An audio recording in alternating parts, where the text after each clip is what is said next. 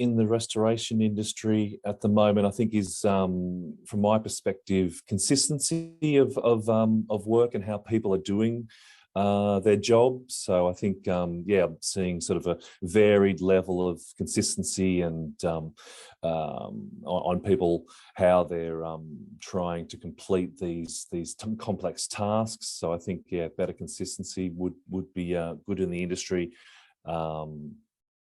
Training of staff, I see that yeah, some people are very well trained and others not so much well trained. I think there's more need in the industry for IICRC type training, and you know, if people are working in specific types of restoration, then they should have those competencies well up, and then I suppose.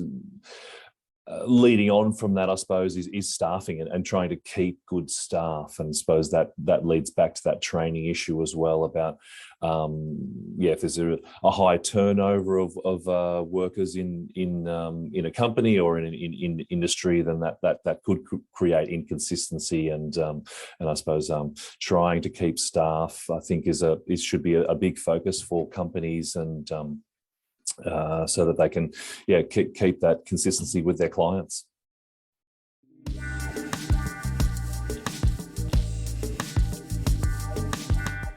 A strong industry associations like a family.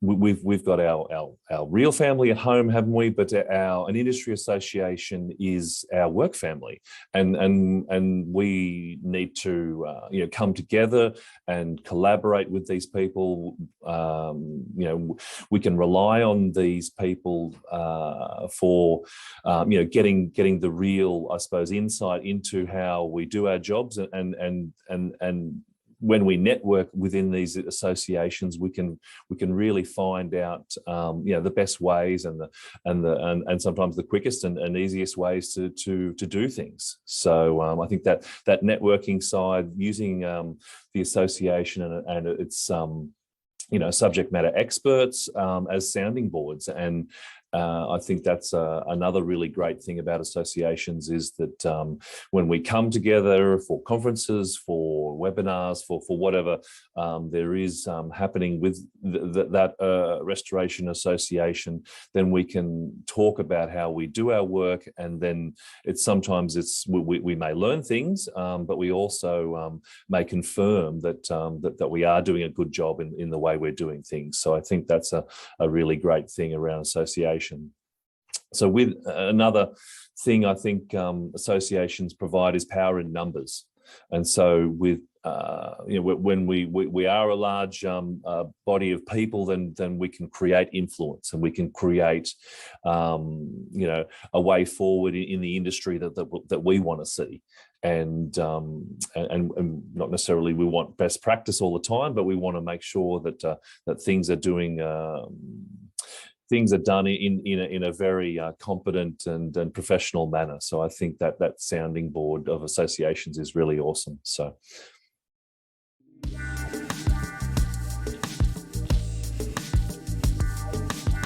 Innovations that I'm seeing and that we're starting to adopt in, you know, the indoor air quality field, in the indoor environmental professional field, is around, I suppose, we do a lot of investigations, we do a lot of assessments, we do a lot of reporting, and I think trying to streamline that, trying to create consistency within that reporting, within those inspection documents and things that we put out for our clients is key. So I think we're using the latest apps to do these inspections. We're doing a lot more of them on iPads, for example. Similar sort of apps like iAuditor, OneNote. You know, these are not complex sort of apps, but I mean, they create a streamlined way of getting the information into a document and into reports, and then it's reasonably easy for our clients to read and understand and interpret. So I think yeah, I think it's just more and more consistency and innovation with regards to how we present the information that we find is a really good thing.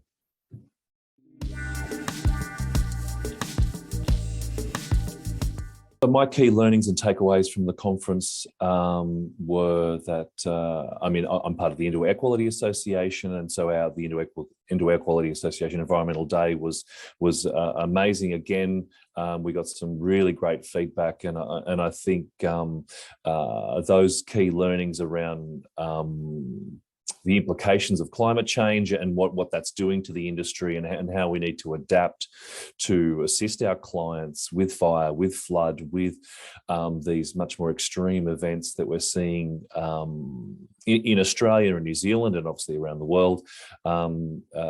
Having that knowledge and the latest, I suppose, subject matter experts coming to the Environmental Day, for example, I think was really awesome.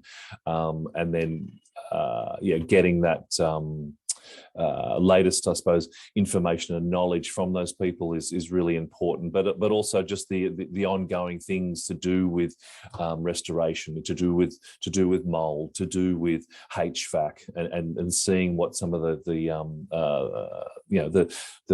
subject matter experts are bringing to us to convey, so that we can learn from those and adapt and confirm what we're doing is the best thing for our clients.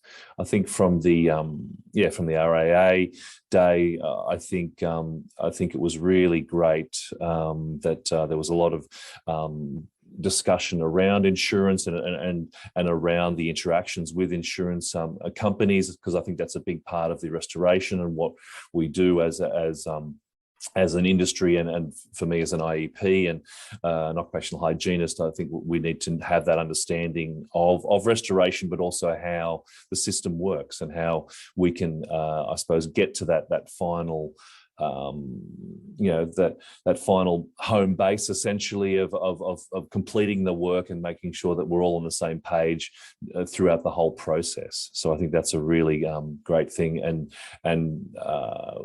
we see that we are collaborating together, indoor air quality, IEPs, and restorers and other people within the industry. But I think there's still a real need to do more in that space. We need to collaborate more. We need to share more information with each other more, so that we can both come together at the end and get the outcomes that we want for our clients.